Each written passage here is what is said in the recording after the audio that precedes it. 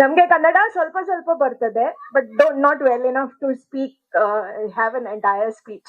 Today, my topic is very interesting. It's about role of narratives and soft power and using social media for it. Because I'm a storyteller, I'm going to start with a story. A disciple once asked a master, Guruji, how does one move a mountain? The Guruji looked at him, smiled, and said, by doing two very simple things: moving one pebble at a time and not waiting for anyone else to join. Very profound words, and that is exactly how I started my social media journey. Before I move on to the broader topic about how to use social media for soft power and to build our own narrative, which will be a part of the panel discussion as well, I want to take you on my journey and explain to you how it is possible for an ordinary citizen to use social media to make an actual difference, which is what I have done. I discovered social media quite by accident. I had just moved back to India from the US where my kids were born, and as somebody introduced me, I'm a mother of triplets. So you can imagine how challenging it was when my kids were really young. I was in Pune. My husband was working in Dubai and dividing his time between Dubai and India. And I had my hands full with my children. I didn't have any time to do activism. I did not have any time to do anything else pretty much. And that was the time I discovered Facebook. And I used it initially just to post, like any new parent. Any of you, if you're new parents or you have been parents, you would know that. When you're a new parent, when you have very young children, you think they're all geniuses and you want to tell the world what they're doing, what they said, at what age they walked. So I used to do that too. Post pictures of my children and talk about them a lot. And then I never realized the potential of social media as a platform to talk about what is it that I really believed in. I was always opinionated. I was a very aware citizen. I had political opinions, but I did not really express them on social media. I expressed them in private meetings. Then there was this one incident where Rahul Gandhi was made the General Secretary of the Congress. And as a citizen, it bugged me because he really had no experience and he was basically airdropped into that position without having zero experience just because of his last name. So I wrote a sarcastic post and I just put it on Facebook for a lark. I really did not think that it would reach many people or whether it would have any impact. I just wanted to express myself, and that's what happened. And I went to sleep. Next day when I woke up, okay, can you still hear me? Okay. So next day when I woke up, that post had gone viral. And there were people I had never known existed. They were complete strangers. They were commenting on my post, and the comments were, they were good, they were bad, they were trolling me, they were insulting me, there were all kinds of comments.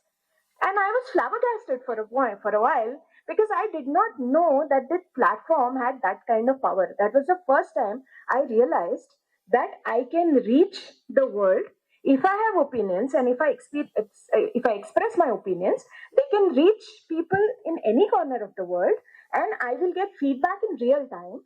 And I do not have to depend on the traditional media or the legacy media, as I call them, where there is a lot of editorial gatekeeping and where people like me would never get an opportunity to talk about what is it that I'm passionate about. That is when I started discovering social media. And then I got onto Twitter, then I got onto Instagram, and I realized that there are topics that I was always passionate about, and there were topics I was researching quietly by myself. They were temple architecture, they were Indian textiles, Goan history because I'm from Goa, and the general social narrative. These were the areas that I considered myself reasonably well informed enough to experience and to express myself. So I said, let me use this medium to basically talk about things that matter to me. So I started giving lectures on Goa Inquisition, which before that, not many people were familiar, not many people were talking about it. I started talking about temple architecture. Then I started talking about showcasing my saris, not because I wanted to show off my saris, but because handlooms are a very, very integral part of Bharat's heritage.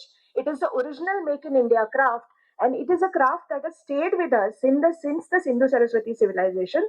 That is a known history of at least 7,500 years.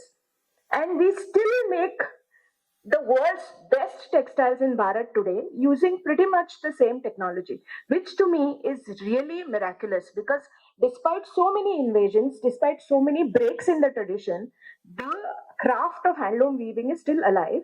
And I wanted to position it, I wanted to provide a platform for it.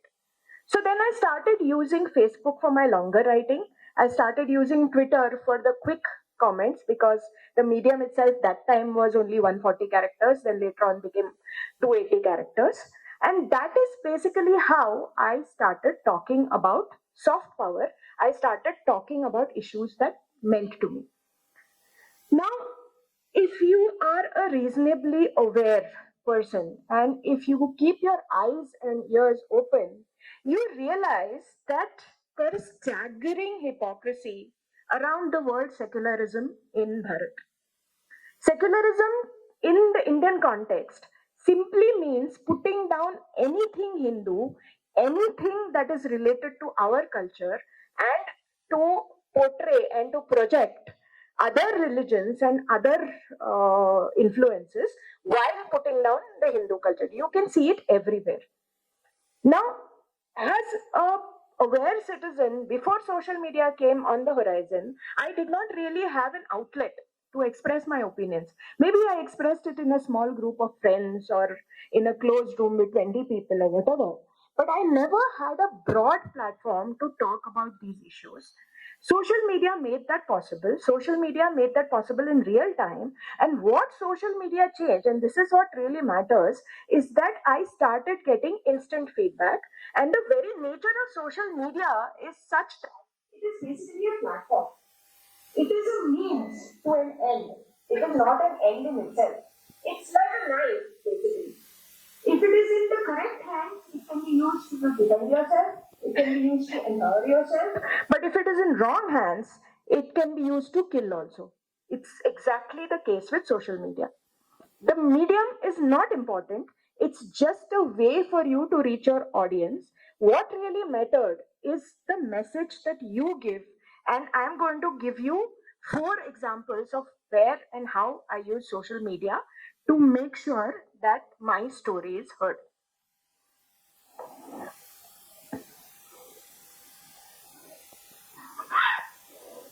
The first one, and that is obvious because a lot of people use it for this purpose, I use social media for crowdfunding. Let me take you back to April 2020. Something happened in Maharashtra. This was at the peak of COVID in a place called Palghar. Have you heard of it? What happened? Yes.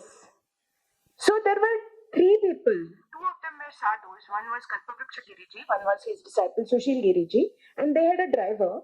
And they were going, this was in the peak of the lockdown, and they were going from Maharashtra to Gujarat for a funeral. And their car was intercepted, and they were forcibly made to come out of the car. And a mob thought they, for whatever reason, it's mostly because it was church dominated, but the reason given was that they thought they were kidnappers or whatever. But I do not buy that. But what is terrible and what I still cannot forget is that a crowd of people lynched those three guys in front of the police, and the police did nothing. I will never forget the face of that senior sadhu. And even now, even when I'm talking to you right now, I see that face in front of my mind's eye with blood coming all over his face. And he still had a smile on his face because he did not think this would happen. He thought the police would save him. He had that trust in the system. But that didn't happen. And we know that all three of them, they were killed. They were stoned to death in a terrible way. Now, these two guys were sadhus. They did not have any dependents, or they did not have anybody, who would be dependent on them. But there was a third guy with them. How many of you even know his name? Okay, how many of you have heard of the name Rohit Vemula? Please raise your hands. Fair amount, right? How many of you have heard the name of Nilesh Telgade? Nilesh Telgade was the name of the driver. He also belonged to a SC community.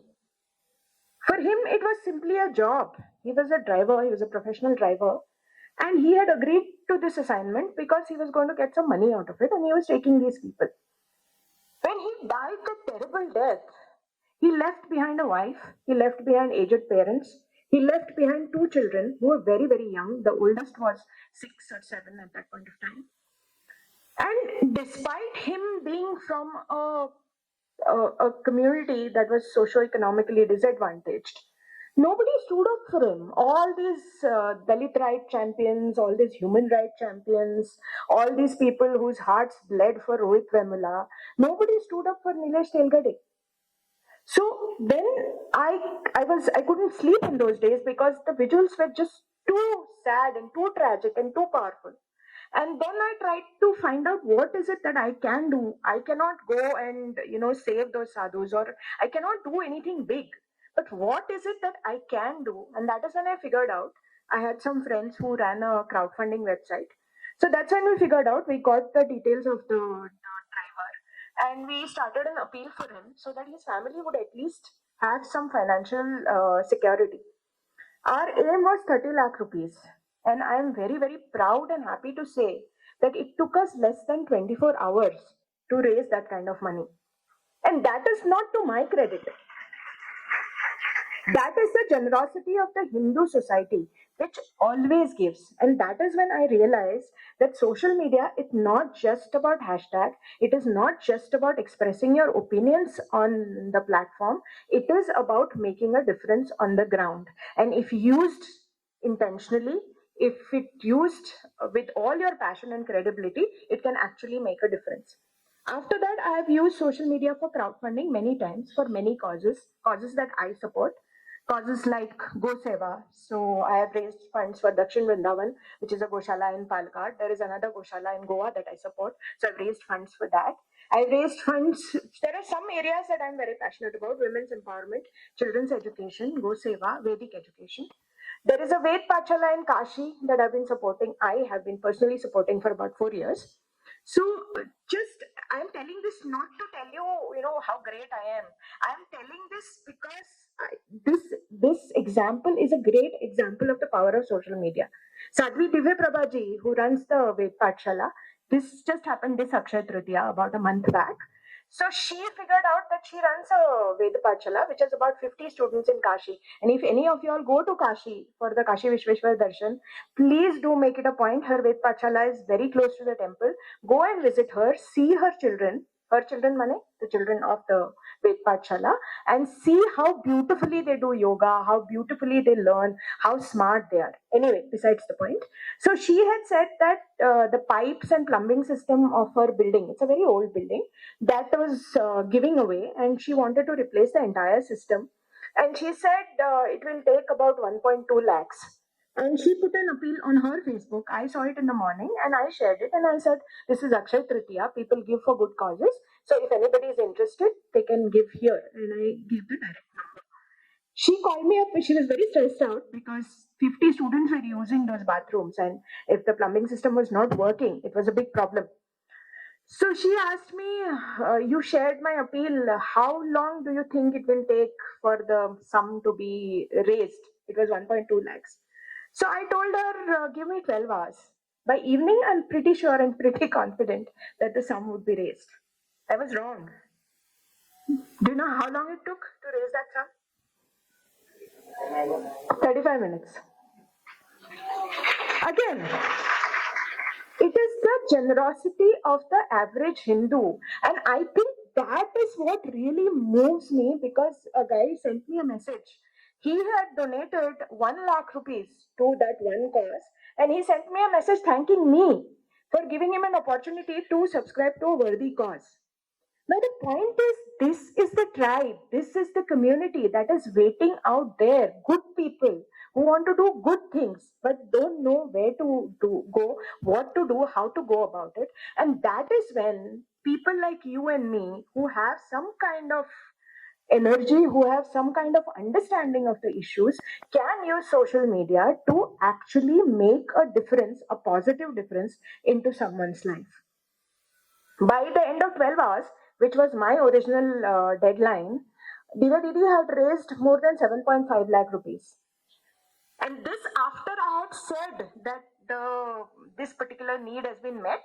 But in case you would be interested in helping the Ved Pathshala, in case you want to be connected to her, please continue to give. And people did. People always do. Always do. It is a myth that it is one of those narratives. You're talking about power of narratives, no? The narrative is that Hindus don't give. The narrative is that only other religions do philanthropy. That's wrong. I have seen it multiple times in the past 9 years that when there is a need, when the appeal is shared by somebody whose credibility people don't doubt, Hindus give more than people can take. And this is one use of social media. Now I come to the next campaign that I did, which is, as I said, I talked about the handlooms. So I am a big votary of using handwoven clothes because, as I said, it is India's oldest craft. It is our original make in India craft. And around the world, when everybody is moving to machine-made clothes, we are the only country which is still doing handwoven clothes. And about 70 to 80% of handwoven clothes that sold all over the world is actually made in India. It is something to be really proud of. So this happened during COVID again. And I visit a lot of weaving clusters because of my research work. I do a lot of work on motif research. So I know a lot of weavers personally. And I've kept in touch. I know their families. I know the names of people from their families. I know where they stay. I know what kind of products they do. So during COVID, when everything was closed, e-commerce was booming. Amazon was booming. Myntra was booming. All this big Flipkart was booming. All these big e-commerce websites were booming. But the weavers who were actually making handwoven cloth, they were not finding any outlet for their unsold stock because nobody was buying. Shops were closed. Government exhibitions were closed, and they were not savvy enough to sell on the internet. If they had already figured it out, then I would not need to intervene. So I called up a weaver from Nepra, that's a small village near Nalanda in Bihar. I called him up simply to ask him if he's doing okay, if he needs any help, because I was at that point of time trying to call people I know who are from very difficult socioeconomic backgrounds and see if I can help them out in any way. So he said, I don't want any money, but I have a lot of unsold stock. If there is some way you can help me sell that stock, that would really help me. And that would give me my dignity also back. So then I put his name, his number, and the photographs of the saris that he made on Twitter and said that this is a guy who needs help. He has unsold stock of about 60, 70 saris and he needs to sell them. Again, within 2 days, all his stock got sold. So that's when I realized that, okay, I can use this as well. So I used a hashtag help the weaver and then I expanded it because I knew weavers from many clusters. So I shared the information of some weavers in Assam, some in Tamil Nadu, some in Maharashtra, some in Karnataka, and one more state, I think Andhra or Telangana, I don't remember now. And all of them, whatever accumulated stock they had, it got completely sold out within 2 days or 3 days because it helped the consumers also. The consumers could connect directly with the weavers and they would buy from them. So they also did not have to pay a very heavy retail price. And for the weavers, it made a lot of sense because then they didn't have to depend on any middlemen. So this actually worked. I keep doing that even now, like showcase the weaves and connect people directly to the weavers. But again, social media is a wonderful medium for something like this. The third thing, and of which I'm really proud of because I think that is my lasting contribution to the narrative, that is no bindi, no business. You saw the small film earlier, but there is a background to it. Why did I think of starting a hashtag like that? I am a mass communications professional, so I'm trained to read movies. I'm trained to decode messages in ads, and whatever they're doing, which is kind of like very subliminal messaging, I have been trained to look through it. So I have been observing this over the past 4 5 years that advertising for Hindu festivals was definitely changing and changing not in a good way. Till about 5 6 years ago, and you can Google this, you can Google Diwali ads. You will find that all of those ads had very visible Hindu symbols. There were pujas. There were pictures of the devis. There were on Lakshmi Puja. They actually showed a family doing Lakshmi Puja. The family would stay together. There would be smiles on people's faces. They would be dressed in bright clothes.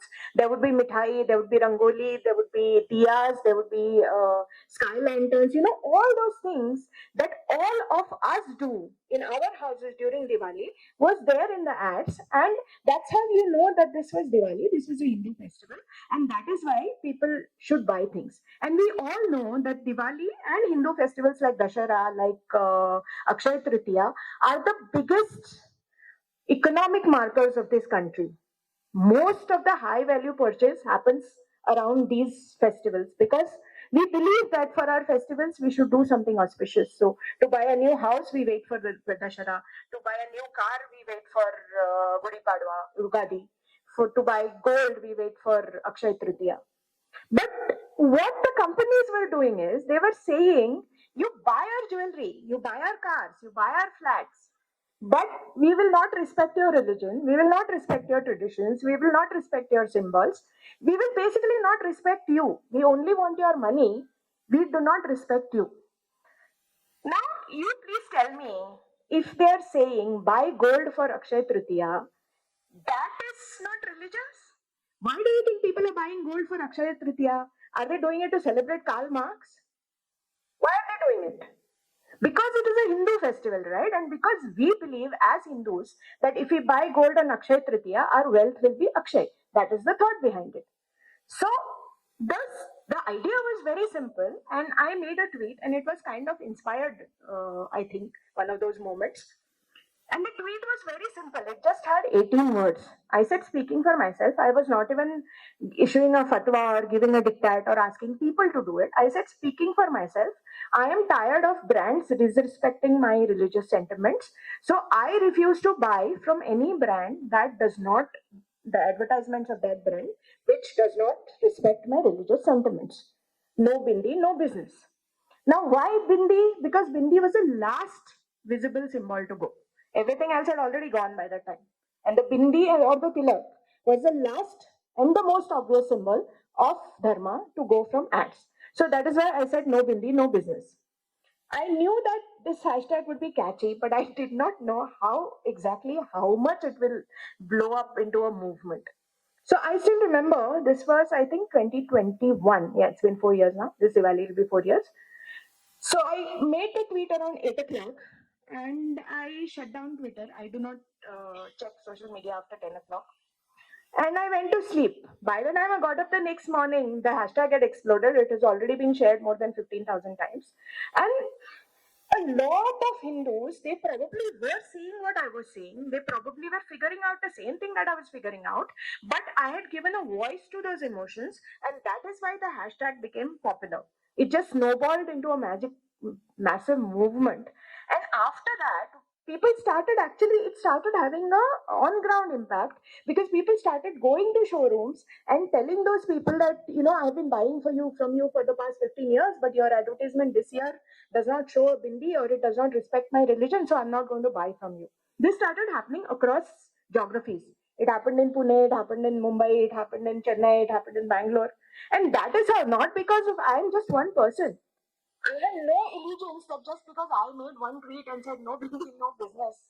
Big companies like PNG, Reliance Trends, Tanishq, they just listened to me and they decided to put bindis on their models. It was the people. It was the people's support. It was the Hindu society on the whole accepting the hashtag and turning it into their movement. That is what made it big.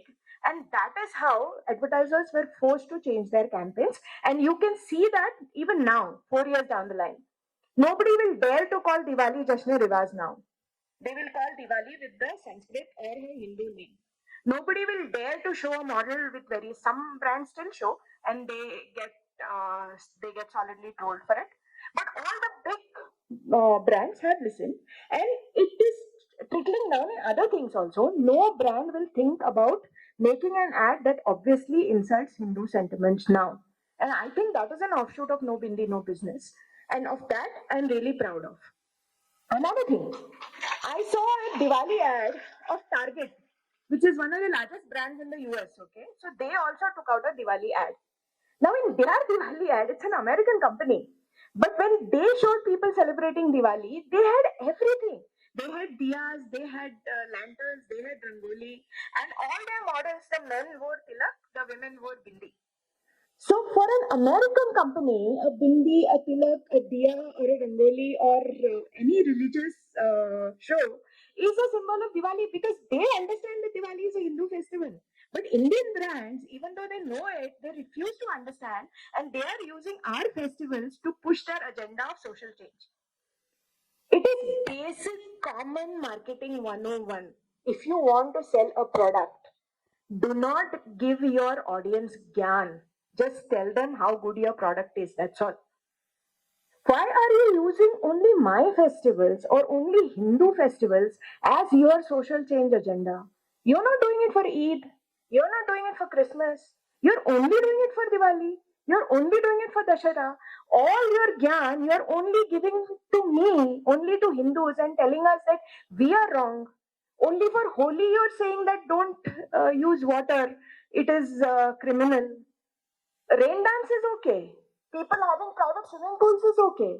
Wasting water otherwise is okay.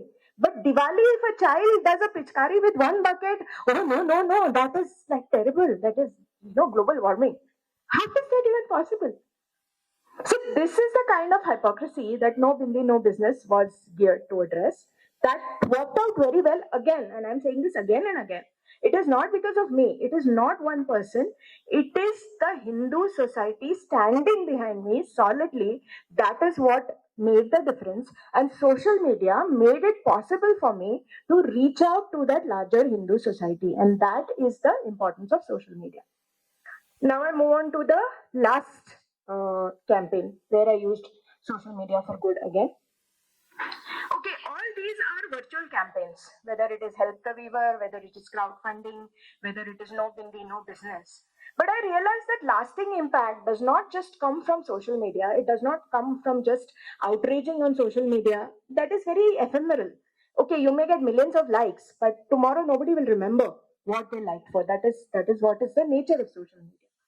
So, in order to do real activism, you have to do something lasting and you have to do something on ground. So, some of us people, and again, here I have social media to thank for because my friends, my like minded friends in Pune, we got together because of social media. We got to know each other because of social media. And we started to meet after that. We would meet once a month just to brainstorm and see what can we do for the cause. And then we figured out that while the left ecosystem is very, very strong on incentives, they are the ones who have awards, they are the ones who have book contracts, they are the ones who have, like, massive shosha. Our side does not have any mechanism to recognize the karyakartas, the activists working on ground. So, and lot of the times, see, our problem is we lament a lot. We keep talking about the problems, not necessarily about the solution. So if we meet 20 of us, we will say these things are bad, this is bad, that is bad, the roads are bad. I'm sure that 20 Bangaloreans meet, they will talk about traffic is so bad, roads are so bad, this is so bad, that is so bad. But nobody is really talking about what is it I can do to solve that problem on whatever level, small level, big level, whatever level. So we started like this, and then we were lamenting as always, ki there are no awards on our side, there is no ecosystem, there is no this, there is no that. Then we figured out that, you know what, enough of crying, enough of whining, enough of lamenting and hand wringing. It's time we do something. So we said, okay, if koi aur nahi de raha hai awards, so we'll only give the awards. So that is how the idea of Akshay Hindu Puraskar started. We did not want to give it in the name of any person because we wanted it to be the awards of the Hindu society as a whole. So we decided to give it around Akshay Tritiya. So we started calling it Akshay Hindu Puraskar, and it's also for Akshay Hindu Seva. So the idea was very simple. The awards would be given to Hindu activists working on ground, ideally young people under the age of 45. And the awards would be given also by an activist. So from an activist to activists, and we would not accept any money from either the government because it comes with obligations or from institutions as well. We would accept it only from individual donors if they want to volunteer.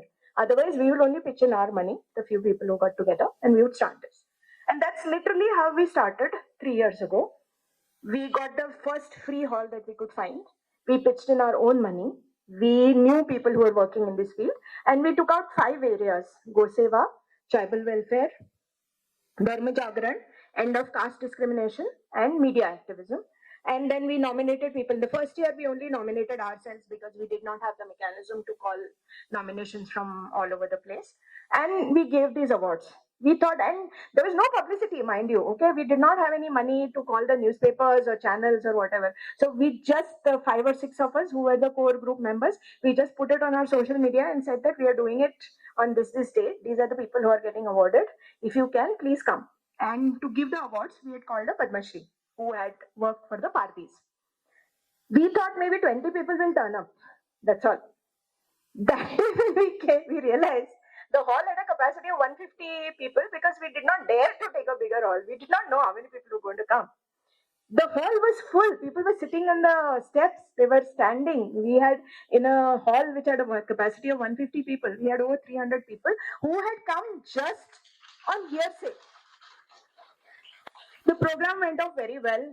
The awardees uh, talked about their own experiences, the kind of challenges they face on ground.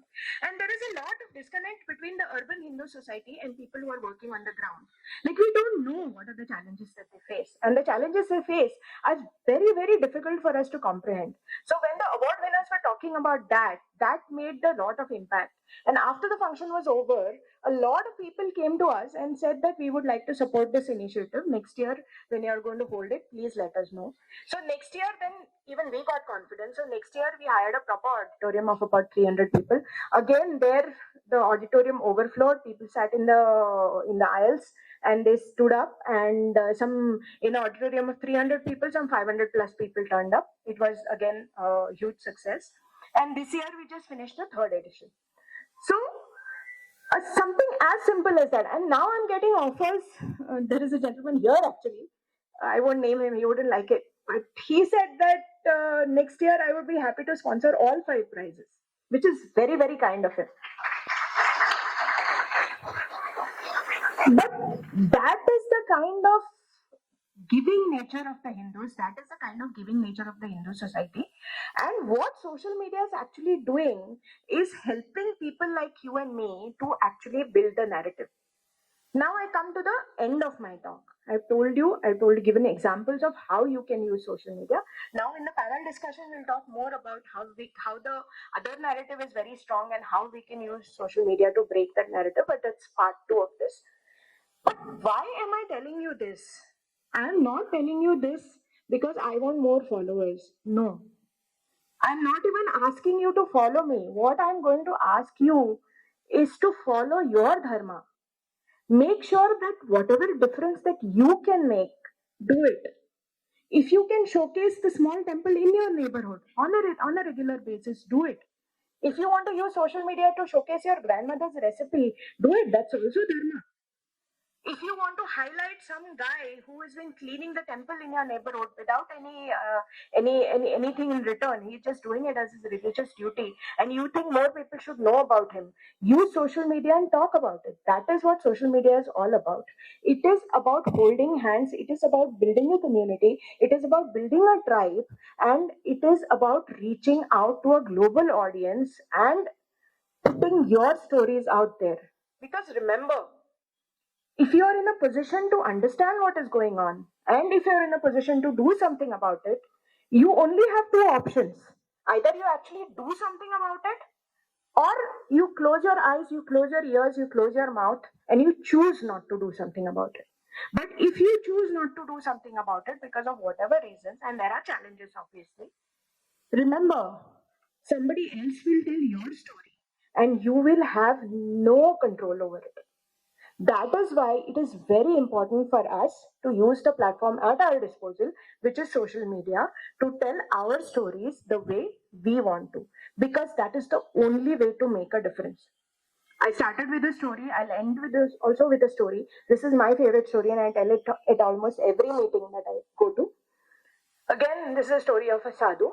There is a beach, and high tide had just come in, and there are thousands and thousands of alive starfish on the beach. They're alive. but they can't obviously go back into the water, and they are, gasping for breath. And there is one sadhu on the beach, and he is bending down, picking a starfish and throwing it back into the water, bending down, picking a starfish, throwing it back into the water. And he's doing it for a long time. There is an onlooker who's been watching him. Obviously, like all onlookers, he doesn't want to help, but he wants to give advice. So he asked the sadhu, "What is the difference? Why are you doing it? There are like thousands and thousands of starfish. Even if you work for 24 hours, even if you work day and night, how many can you help? 100, 200, 300, 400? You will never be able to make a difference." Sadhu smiles, picks up one starfish, and just as he's throwing it into the sea, he says, "It makes a difference to this one." But that is not even the story. Because here, what we are doing, yes, it makes a difference to that one starfish. It makes a difference to that one little cause that you're going to do. But more than that, you are the starfish. It makes a difference to you. And that is why you should do it. Thank you. Now we enter into the discussion on the soft power, which is, and then the importance. I mean, it doesn't exist in isolation. Soft power is very closely associated with building up of the narrative, where you are telling your part of the story. If you don't tell it, somebody else will, as Shefali ji said. Now, let's hear from each of these domain experts, especially maybe we start with Bhaskarji on the national and internal security front, especially in this era where we are seeing different types of challenges apart from the conventional challenges of say cross-border terrorism or insurgency and even cyber war. The next gen warfare is largely about who is occupying the mind space, especially with either with right information or with misinformation or disinformation. So people are willing to occupy the mind space in the information warfare. So if you can help with putting a picture of how does it look in the internal security aspects. So let's start with that, and then we can go around. Respected Shefali Madam and co-panelists, and all of you have given your precious time to come and listen to vignettes on the internal security.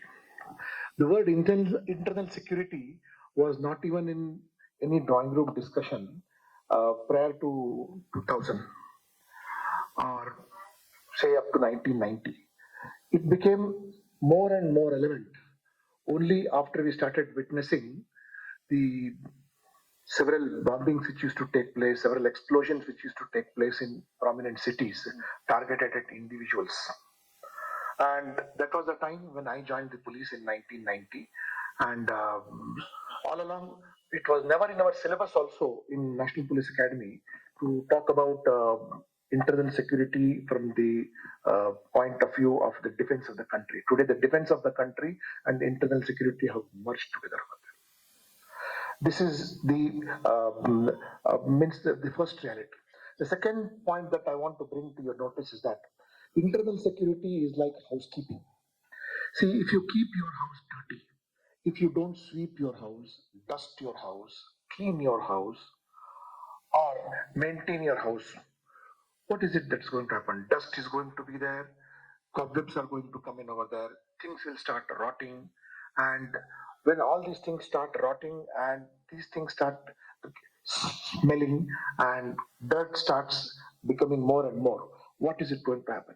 Bandicoots will come, spiders will come, lizards will come, rats are going to come. That is what happens to our country also. If the gates of the country are not closed and secure properly, if the coast is not secure properly, and if we allow people who are whose interests are against the country, and also those people who are inside the country who are contributing to the dirt, filth, and are hand in glove with those people who are against the interest of the country.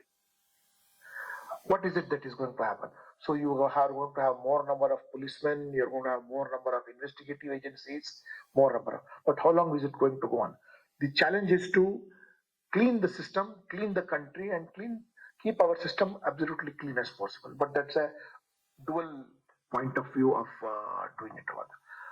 So if you see the current challenges, I need not tell you because you're already aware through social media how And as Shefali pointed out that we love to discuss only problems, not solutions over there.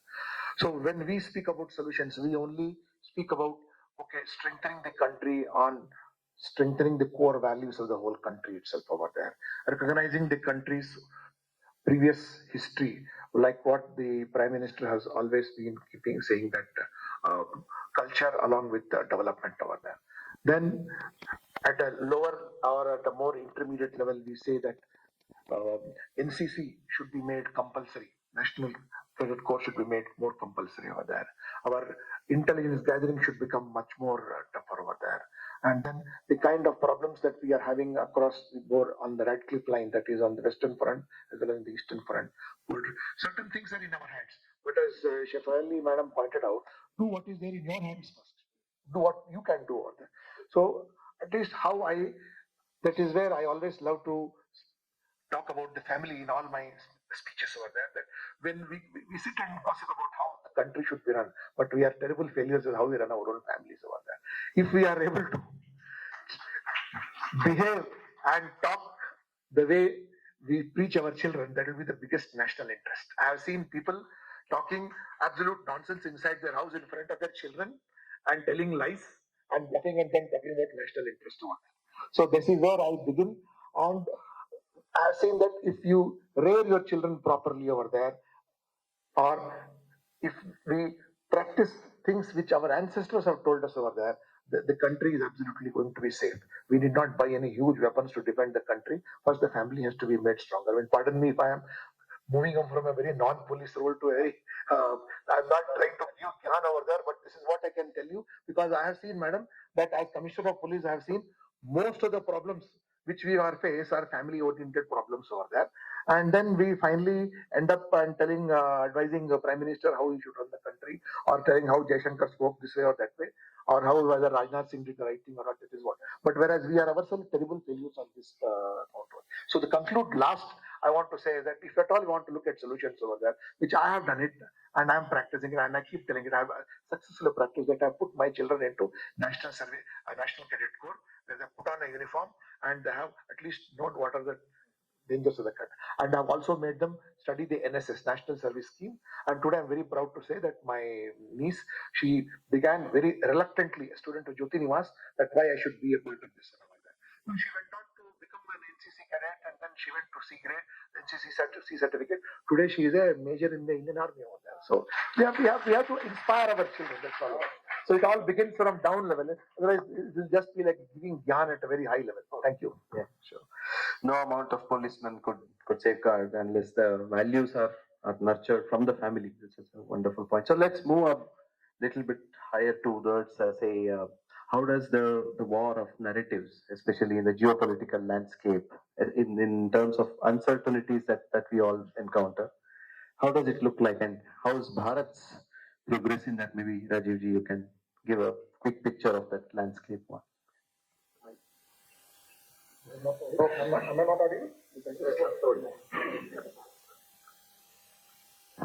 Audible now? Yes. Okay. Thank you all for coming over and helping us share our experiences with you. Coming back to the question spans from family, as Commissioner Bhaskar ji said, to a geopolitical scenario. So I'll be talking from a very high level, not from the family level. Okay. India as a nation showcased its kinetic power and showcased it pretty successfully. But the enemy is not going to be subdued by 3 or 4 days of kinetic power. When do you say that an enemy has lost the war or lost his will? Anybody? Okay, there are 4 attributes. The first is the enemy state should lose its capacity to fight. That is, its armed forces should be taken out. Second, his manpower should be lost. Third, his will to fight should be broken. Fourth, his economy should be brought to zero. The fourth, nowadays in today's IMF world is probably not realizable, but the first three could be. Have we achieved any of those aims? Probably not. In the span of 96 hours, that was not probably the political aim, and so it's too early to rejoice. It is not a event. It is a civilizational battle that we are fighting right from 712 AD, and this is but a chapter in that whole war or civilizational war that we have. Because please do remember, as Chanakya said, know your enemy. Do we know our enemy? Is our enemy the Pakistani state? Is it a nation? Probably somewhere I think there is, in my personal opinion, I think we have misread the situation and misread our enemy. The enemy is not a nation per se, as nations are defined in the Committee of Nations. Pakistan is an idea. If you look at the Pakistan army slogans, it is Iman and Jihad fi Sabibullah. It is a total radicalization of the country's institutions. So, when I say soft power, as a nation, have we been able to project this with success on the international stage? That we are not fighting terrorists, but we are fighting a nation of terrorists. Probably we have walked a few steps in the last 2-3 years, but I think we have a far, far way to go. We are nowhere near the end of the tunnel. So that is one thing. Second thing, I was listening with rapt attention to both the previous speakers about narratives. It's okay if I go on? Okay. So what happened in Pahalgam? What happened in Pahalgam? Was it a terrorist activity? How many of you think it's a terrorist act? Okay. You define terrorism. What Ajmal Kasab did was terrorism. He shot at people in the railway station without having an idea who he was shooting to. Right? That is terrorism. What happened in Pahalgam is not terrorism. This is genocide. Unless you understand what is the problem statement, how can you resolve it? Our MSM, when I say MSM, mainstream media, quickly coined the term terrorist activity, and probably our government channels also followed the same. It is not a terrorist act. When you ask a person his identity and shoot him in execution style, it is genocide. What is the difference in what happened in Pahalgam to what Hitler did to the Jews? He used gas, they used bullets. So it is very, very important to understand what you are saying and what are the ramifications of what you are saying. Probably I'll end at this. For the questions, I'll be able to elaborate. Thank you.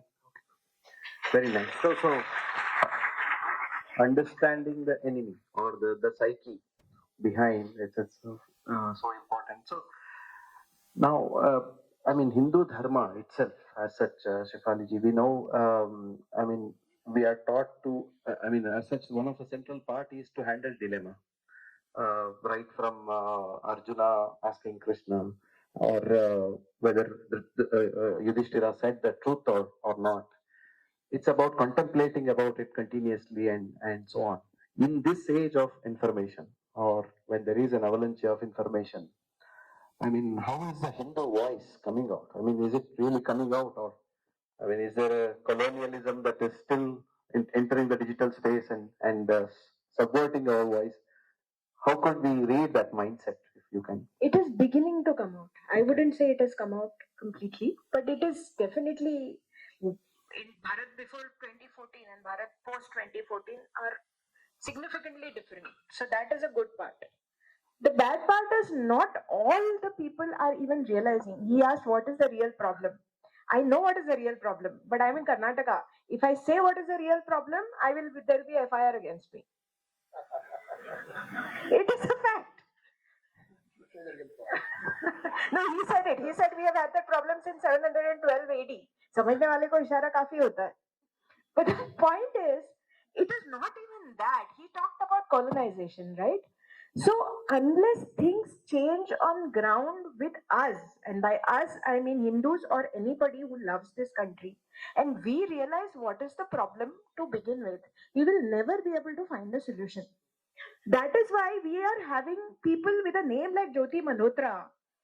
It is so easy to recruit her by Pakistan. It is really, I mean, it is ridiculous.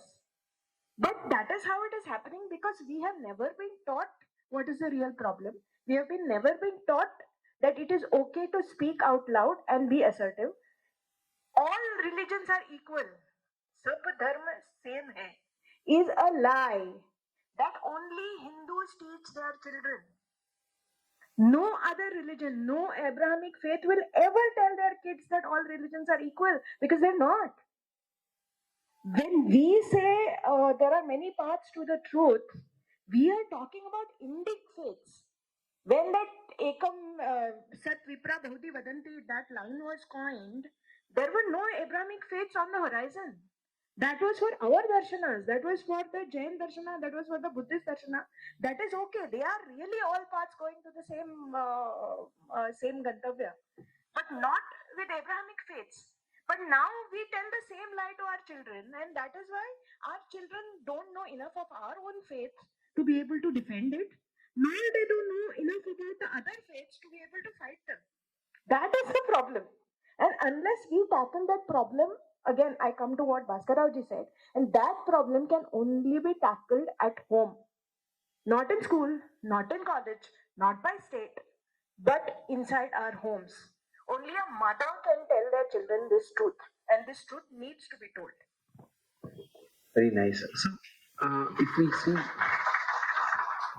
the social media platforms, I mean, today it is at the front line, and there are always good and bad actors of social media.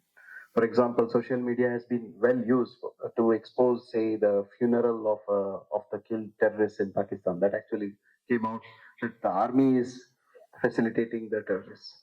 But at the same time, it's also used not only social media, even the other term that is extensively used, the freedom of speech. So I'm open. So one of the very famous company CEO, he was addressing just 2 days back, and there was a Free Palestine shout out in from the audio. So how does this balancing? How do we strike that balance between some of these democratic values or the constitutional values towards the freedom of speech? I'll go one step ahead and say that Hindus are very weak minded and extremely emotional people because we have a tendency to forgive very easily. And that is the cause of all our problems.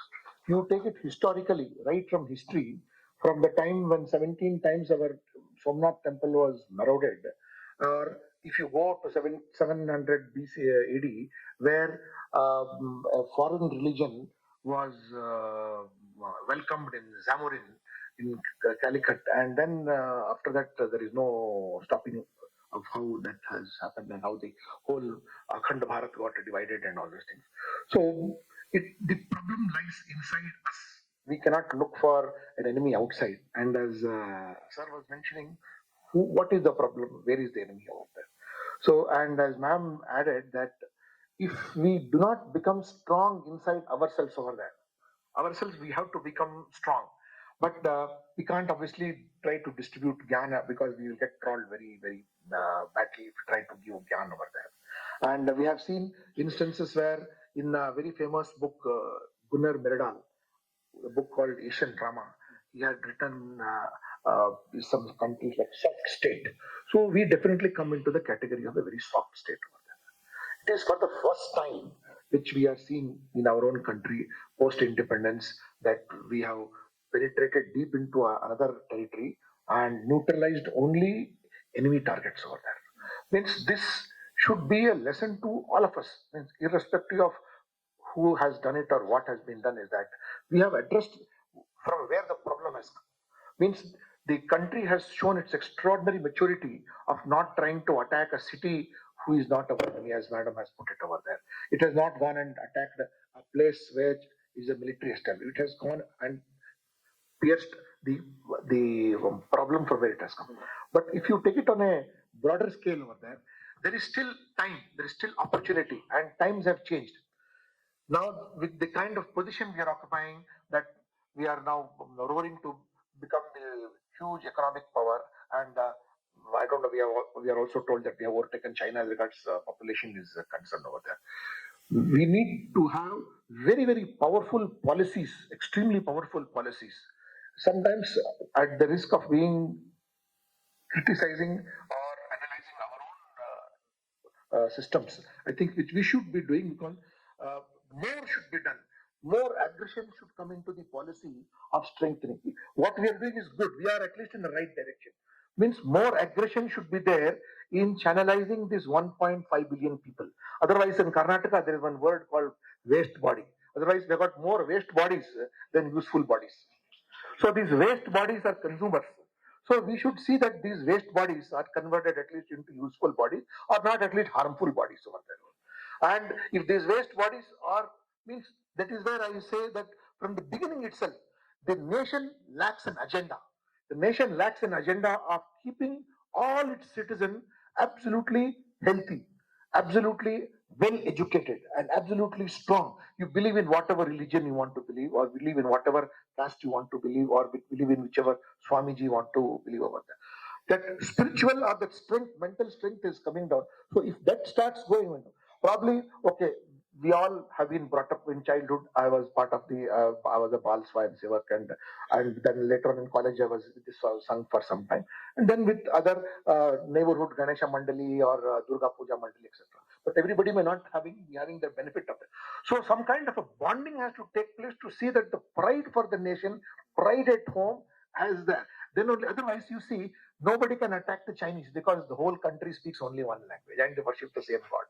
That is there. And whereas Abraham mentioned the Abrahamic religion, for them there is one God and all other gods are false gods. So we give that kind of a more koti, 33 crore gods. Okay, one God is not there, we approach other God. So that softness, as long as the softness lasts, madam, we will always have challenges.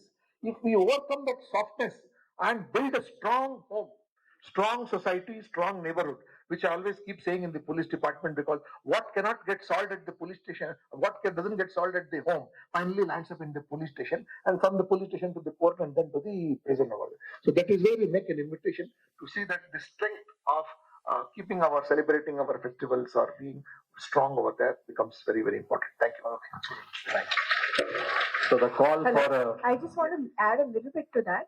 So when this Pahalgam attack happened, I had made a small post on Facebook saying that when the terrorists attacked in Pahalgam, they didn't care what language you spoke. It doesn't matter whether you spoke Kannada or Odia or Tamil or Telugu or whatever. They didn't care what caste you were. They didn't care what voter you were. They didn't really care whether you voted Congress or BJP or the DMK or Samajwadi Party. They only asked for one thing, whether you are a Hindu or not. Your enemy sees only that identity. Why are we putting labels on sub-identities on us and dividing us? That is the real problem. I think everybody should ask. absolutely. They profiled us as Hindus, and so Bhaskarji mentioned on this need for to be more harder, and definitely the Sindhu doctrine has added a lot of pride into our society. If you can elaborate that, Rajivji, and also are we today?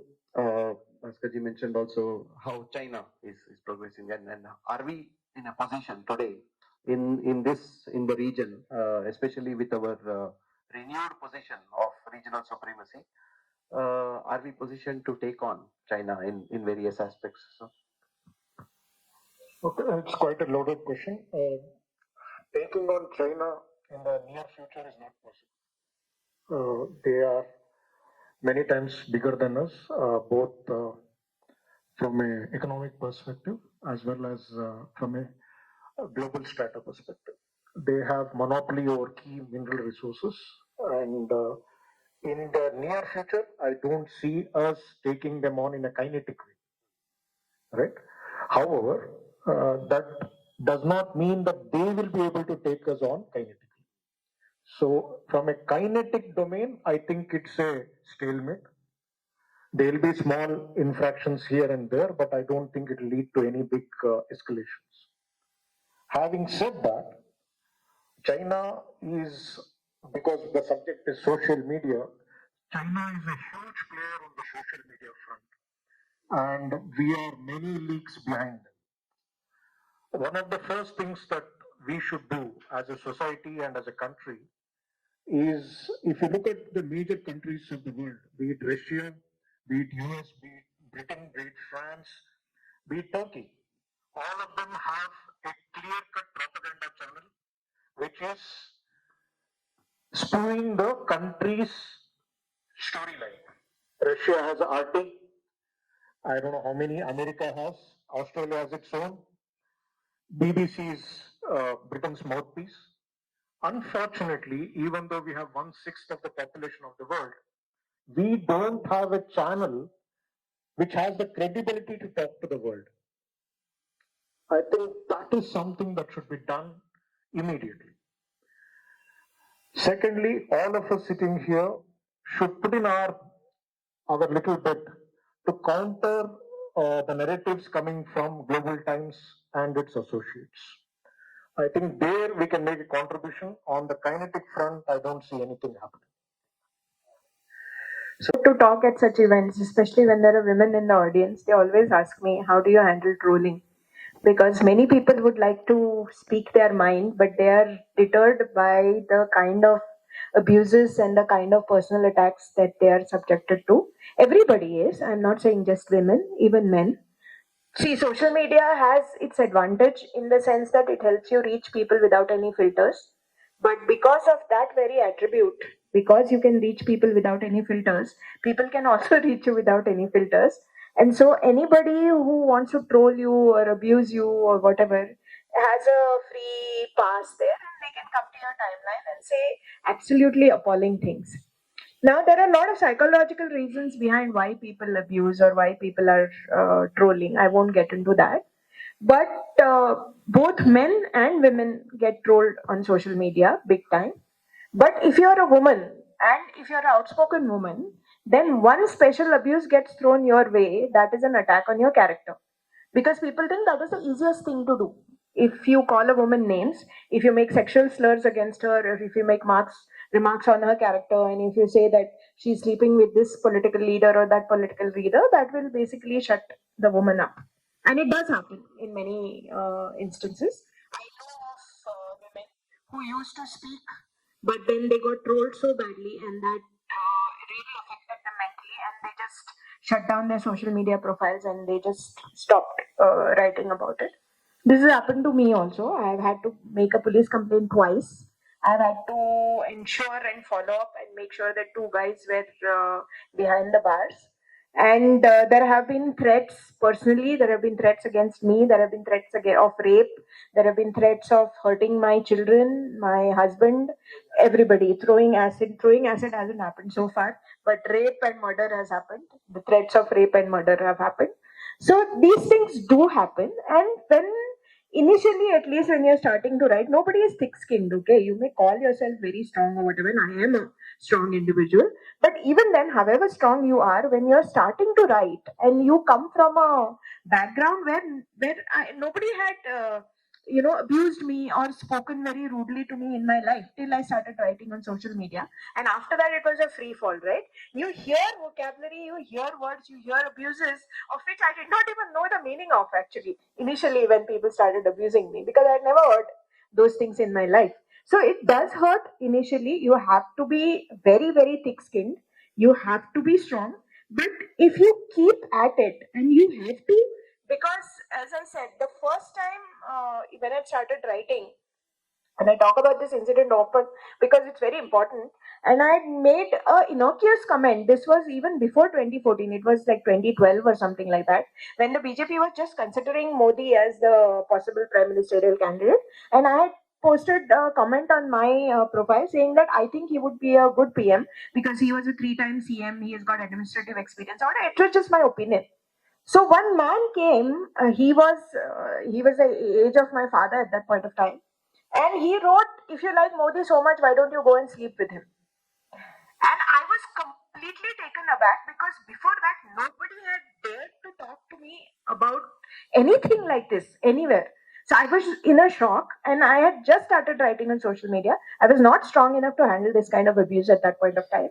So I just shut down my laptop, and a whole day that sentence kept, replaying itself in my mind. And I think I must have looked absolutely sad because in the evening when my husband came home, he took one look at my face and he said, "What happened?" So I showed him the comment and said, "See, it's really affecting me since morning.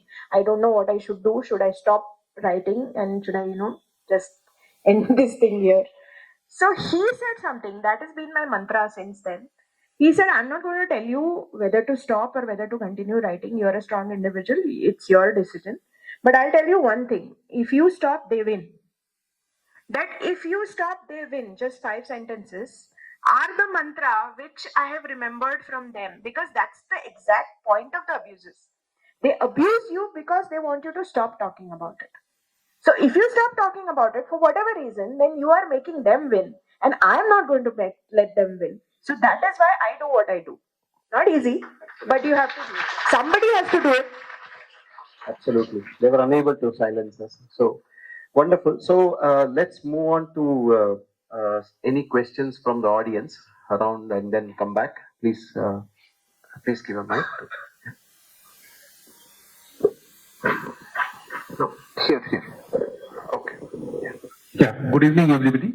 My question is basically to Rajiv sir and of course Bhaskar Rao sir. Like, sir, one particular problem which we are facing, or rather our country is facing today, is due to lot of illegal migrants who have settled down in our country, and the figures vary from between 7 crores, 8 crores, like that. They are all across our country in cities like Bangalore, Bombay, Calcutta, Delhi, everywhere, and they have some distinctive features by which we can assume, rather we can understand that they are not the actual residents of our country, they are illegal migrants. And they're in Bangalore. I got your question. So I'll give you a very short answer for this, very crisp answer. So I was Commissioner of Police, Bangalore City. In the Indian Institute of Management, I made a statement in 2019 that there are over 3 lakh Bangladeshis. People in power were horrified why I made such a statement over there. Then a meeting was called, and Honorable Chief Minister, Home Minister said that we must do something, and the matter reached the Intelligence Bureau also, that take out something. It is, for example, if you have opened your gates and opened your doors, please sit down, sir. And if you have no walls of your house, and if thieves come inside, what is it that you do? You have to either fight with them or you have to forcibly throw them out. It is a Herculean task to get rid of the Bangladeshis out of this country, because Bangalore is an economic hub and our borders are very, very porous. I used to stay in Patna, studied in Patna a long time ago, and we used to have only one train going from Bangalore to Bangalore to Chennai, Chennai to Calcutta. Today we have about 5 trains which go all the way up to northeast, and these are all coming with only a lot of Bangladeshi migrants, because the gates are open and our borders are very porous. Madam, I'll tell you, Nepal has almost become like a state of India. I, being a police commissioner, in front of my house and next to my house, I've got people from Nepal who have got an Aadhaar card, a driving license, and all the documents which are necessary. Probably, and one of them has started doing BBMP contracts also over there. And he may even contest in the next elections and become an MLA also there. Because this is a larger question which we have to answer. Are our borders strong? To get rid of these Bangladeshis, first I caught hold in Rammurthy Nagar police station limits. I rounded about 106 of them. My DCP, I told them you round up because the government is interested in seeing that we give it. After we got them rounded up, immediately it came out in media. International Organization of Migration, IOM, madam, it's an internet. IOM came into the, we want a report what you are doing. Then UNACHAR, United Nations Commission for High Refugees. They got a letter. It seems you are rounded up Bangladeshis. How are you keeping them? You are supposed to keep them in a shelter, not in a jail. Government of Karnataka never had a single shelter over there. I had to keep them in a hotel. Then they said, they sent a checklist. Are you giving them toothpaste, toothbrush, soap, etc.? We will come and visit you whether you are taking them up.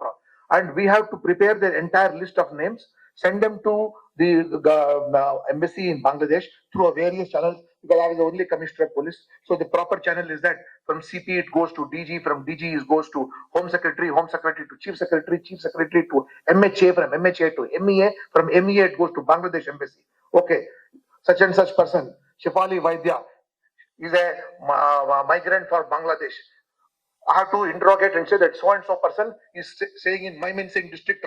So they will send it back again to that embassy over there in Bangladesh, and they will verify, and it will go to their that particular Mymensingh Singh district and say, is someone called Shefali Vaidya who is staying there? Where is her? What is her whereabouts? No, she must have gone. She's not here anymore. Probably she has gone away to India. So how long does this take? This takes 4.5, 5 months. Who is going to give me money to feed this? My DCP was cursing me, sir, why did you give the job? Finally, I had no money because government of India had no provision to do this. Now, suddenly you saw after Operation Sindoor, the number of people who were rounded up over there. Tell me frankly, see, we are a very forgiving nation over there. You go down and below and see what happened. We saw media, thousands of Bangladeshis were marching and say, look, did we have so many Bangladeshis? Did we have so many Pakistanis? We don't have a detention center. So with great difficulty, I had to move the government to make one detention center in Nelamangala over there. That Nelamangala detention center had about 7 rooms over there. Whom did we catch? We caught some of these people from African descent and we put them there. And what did we give them? Rice and sambar. No, we don't eat rice and sambar. We want beef and we want pork. So there are so many challenges for which, as I told you, we need aggressive policies to deal with these things. First of all, we have to lock our borders over there.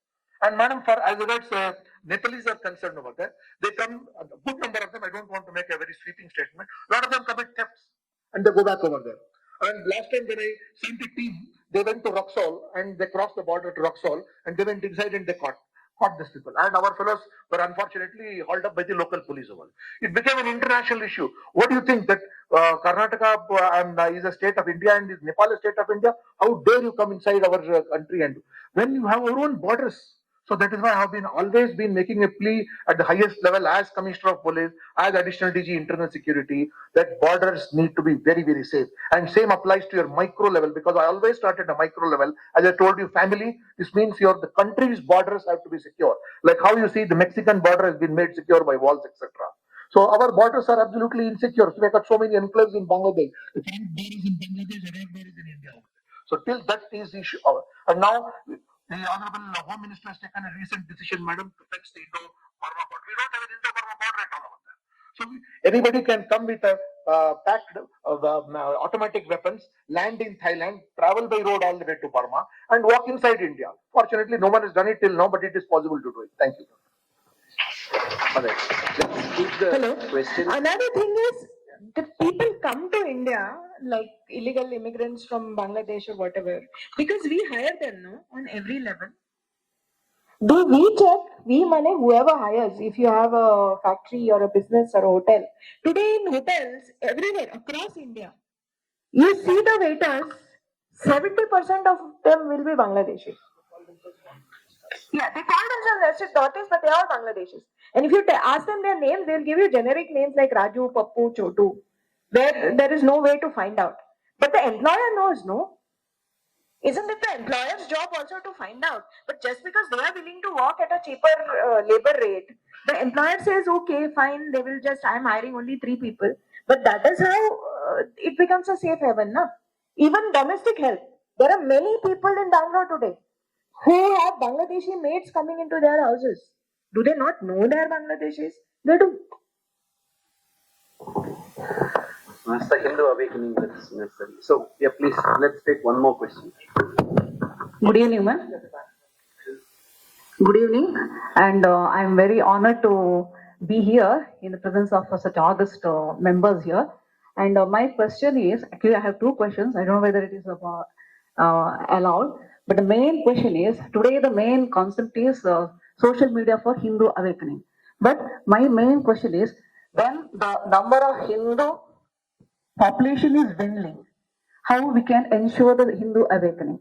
Because I want to state the facts here.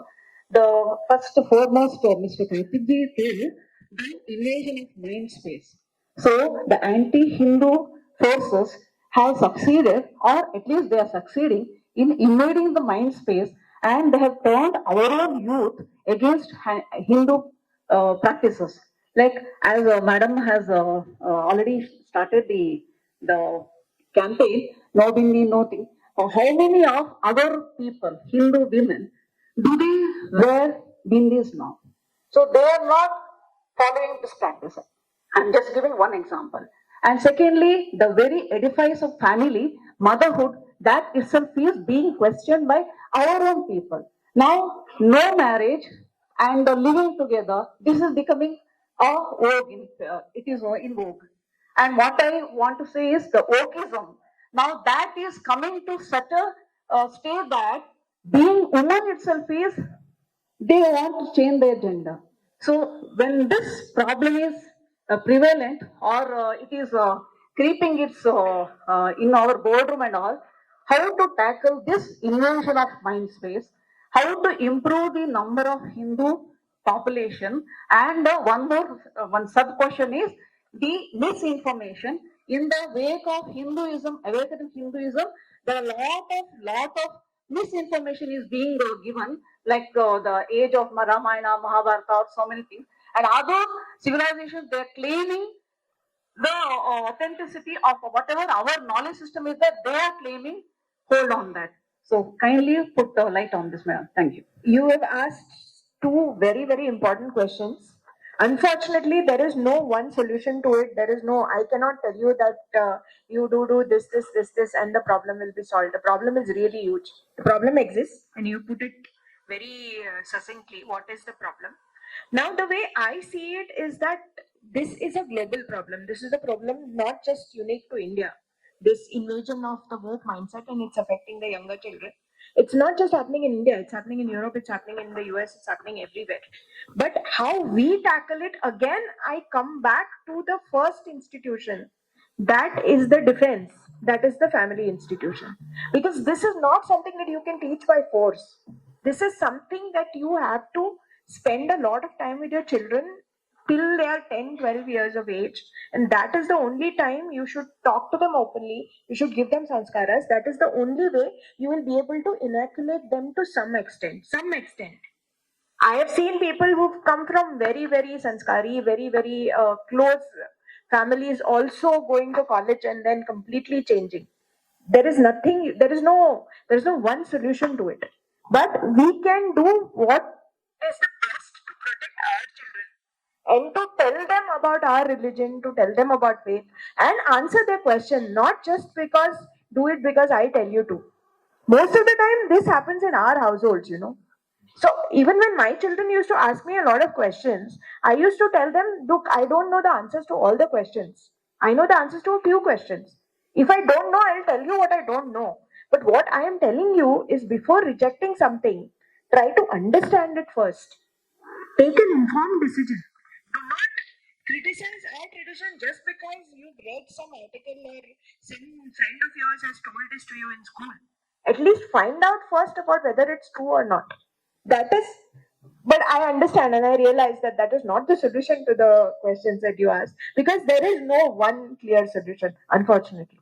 Just to add, you talked about dwindling numbers. It is true, but we are not at a critical juncture. I just give you some analogies. The Russian population is 144 million. EU, that is the European Union, is going around the world saying that we are in danger from Russia. The EU population is 500 million. They are seeking support from America, whose population is 300 million. So please understand, a 500 million population base is scared of a 144 million population base and seeking support from a 300 million population base. Second example, the population of Israel is 6 million. 7 million, right? 10% of it is Israeli Arabs. What is the population of the League of Arabic States?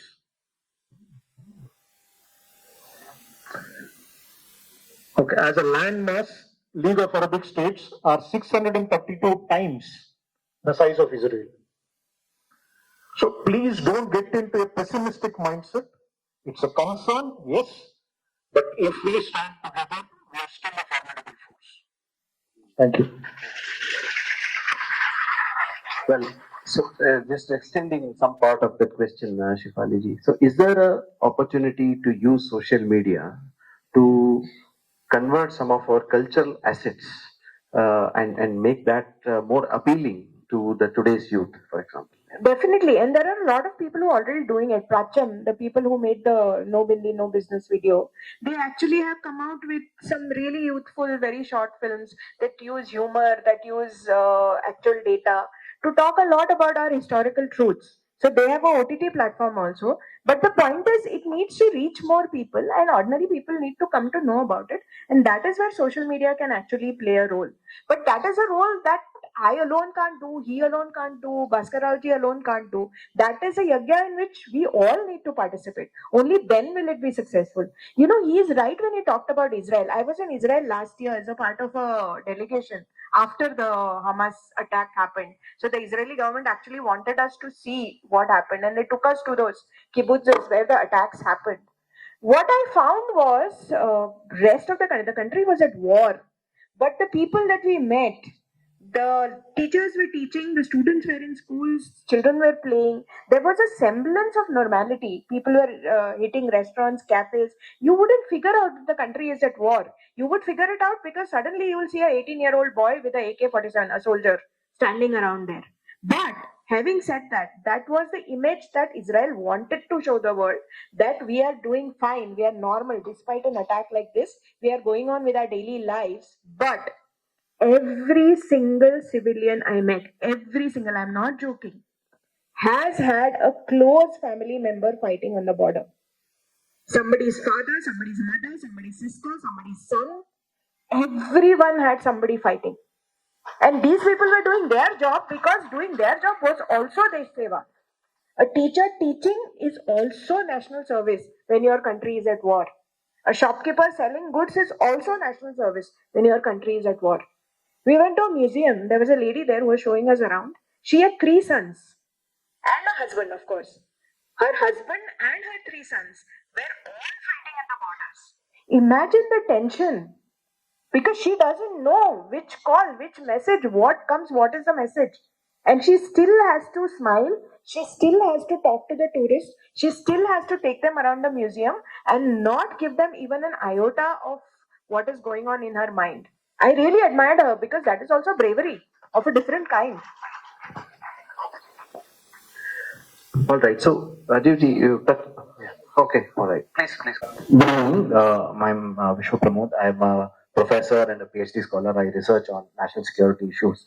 My specific question was to Bhaskar Rao, sir. Sir, we've seen all these terrorist attacks and everything, all discussions going on. But one thing that I saw was ignored is the role of the state intelligence department. And you also briefly spoke about how you detected the Bangladeshis here. I mean, it is the core vein of our intelligence and threat detection, right? It is unfortunately it is seen, which is largely neglected. It is underfunded. I have visited the state intelligence department even in Bangalore and BDDS office in Shantinagar. I had interactions with officers. Why? How do we reform the state intelligence department? Not just in Karnataka, but across the country, because unless because one of the discussions we have on intelligence, it is all about the national agencies. It's either RNAW or IP. But the neglect and ignorance of the state intelligence department, I somewhere feel is costing dearly to our national security. How do you view this, and what steps do you suggest as reform measures for the state intelligence departments across the country, not just for Karnataka?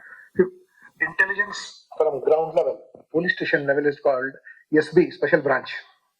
Then at the district level, it is called the district local intelligence unit, LIU. Then there is a state intelligence, which we have, there is an additional DG. Then there is a national intelligence called the Intelligence Bureau. Then there is an external intelligence called RAW. Then there is a military intelligence. Then there is an intelligence within the border security force. Then there is an intelligence in the ITBP. So there are full of intelligent people doing intelligent things and trying to gather as much information as possible. But nothing. But still, the terrorist is one step ahead of all the intelligent people around the world. And then most often what happens is that, to tell you what happens inside, is that someone who is not very, very good in law and order, he said, go and do intelligence work over there. He may not be interested in doing intelligence work at all over there. So you be an intelligence. Someone who doesn't want to do here and there, go to northeast, go here and there. I'm very happy in intelligence. I can write something, read the newspaper and write couple of things. I'm very shocked to know that this is going. And nowadays with the internet around, we can have more number of rumors also. And now we have artificial intelligence. Yes, artificial intelligence also. So it is not just mere intelligence will be present, will come to being only when there is scope for some. Means if your house is under attack and if somebody is awake and tells you or doesn't tell you, so the house has to be secure. By merely reforming the intelligence, you don't become very secure. The house has to be secured. I keep telling this very, very frequently, very, very loudly, and all internal security is on how you keep the house. And if somebody doesn't do their job properly, they should be punished, and they should be thoroughly punished. Our country is a least punished country. Madam, I want to bring to your notice that if you take world figures for all crimes put together, it's for all countries, for every 100,000 people, for every 1 lakh people, El Salvador has got 1,700 people in jails. United States, for every 100,000 people, 541 people are in jails. And in India, for every 100,000 people, for every 1 lakh people, 35 people are in jail. Because we don't put anybody, we don't punish anybody. We don't take anybody to task. Kshamay madi, bitbidi, adjust madi, safu, yake, why you want to pursue. A child that is raped in the year 2018 and the case comes up for hearing in 2023 or 24 and it is asked what happened, how it happened, etc. You are reliving the terror over there. And out of almost about 10 to 12 lakh people who are in jail today in all the jails put together in India, 80% of them are under trial people. This means the judicial system is not punishing. You should quickly punish and you should punish fast. See, those, if you don't punish, it is what. So intelligence is not the end. How much you can know? And to tell you very frankly, sorry, I'm taking a lot of things which we don't even tell people. Means have happened where intelligence has done excellent work. You are only getting to know about where intelligence has failed. We don't tell where intelligence has succeeded. Number of times where intelligence has succeeded, where your life has been saved, but you would not even be. We don't want to make it public because if you try to make it public, it is like we spreading terror and saying, "My God, the country is full of terrorists, and every day intelligence is working and saving you." We don't even want to say that, and that is why you see a lot of my colleagues in state intelligence have died at the age of 53, 54, and some of them have died immediately after that because it is sitting on a chair and desk. They take so much of tension as if they're fighting at the international border over there because they have to keep so many people informed and so many people have to be there. So only the failures or intelligence come to your notice. The success of intelligence doesn't come to you. Is there a role of technology also that could help and empower in that? Yeah, before I answer that question, I don't agree with your opinion, sir. Our intelligence agencies are quite up to the task. As Bhaskar Rauji said, only the failures come to light, and the successes are not heralded. They are unspoken heroes, and their job mandates them. If you look at the last 10 years, with all the fault lines that are there in the country, not one major terrorist activity has taken place. Right? Leave the Pahalgam attack. Before the Pahalgam attack, not one major terrorist attack has happened over the last decade. This is not a coincidence. We are unfit, we are useless, but still there are no successful attacks. That is not possible. So we have a very good intelligence agency going on, both at the state level as well as the central level. There is good coordination. Otherwise, I don't think we would have seen peaceful days as we have seen in the last 10 years. I think they say we need to get it right each time, and they That need is to not verify. possible. They need That to is not verify possible. just once or so. See, the problem with intelligence is you get a lot of sit reps, situation reports. There are a lot of info sources.